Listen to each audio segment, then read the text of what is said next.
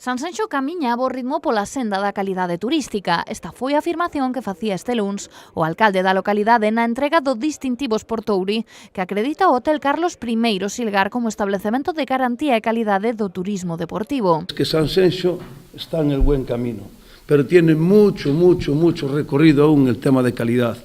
Y un destino turístico, como bien explicaba aquí el director, ligado al deporte, pues ¿qué nos vamos a decir? Nosotros es verdad que lo que nos está dando, digamos, más triunfos a nivel internacional, o más repercusión, mejor dicho, a nivel internacional es el tema de la vela, porque tenemos una magnífica ría y un magnífico mar y océano para navegar, y es O establecemento sanxenxino presentou a solicitude para a obtención deste distintivo e posteriormente foi sometido a unha avaliación e a unha auditoría.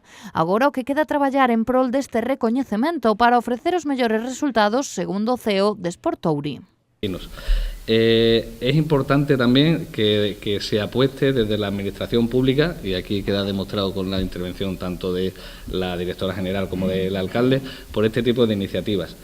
Y a partir de ahora lo que toca es trabajar en la comunicación de que se ha obtenido esta marca, de que se han cumplido todos los criterios, comunicar, que por nuestra parte obviamente no van a faltar ni la gana ni los medios, y lograr que, en definitiva, esto sea rentable. A directora de Turismo de Galicia, Nava Castro, sinalou que este tipo de distintivos avalan que Sanxenxo ten moito que ofrecer durante todos os meses do ano. Sanxenxo é o destino que máis Q de calidades ten, que é máis destino que máis bandeiras azul ten, e ademais o destino SICTET por excelencia, senón que ademais agora súmase pois esta nova certificación que o que nos está a dicir que aí é o que me gustaría salientar, que Sanxenxo xa está tamén pois preparado para que non só funcione en temporada estival, senón que pode ter cheo durante todo o ano.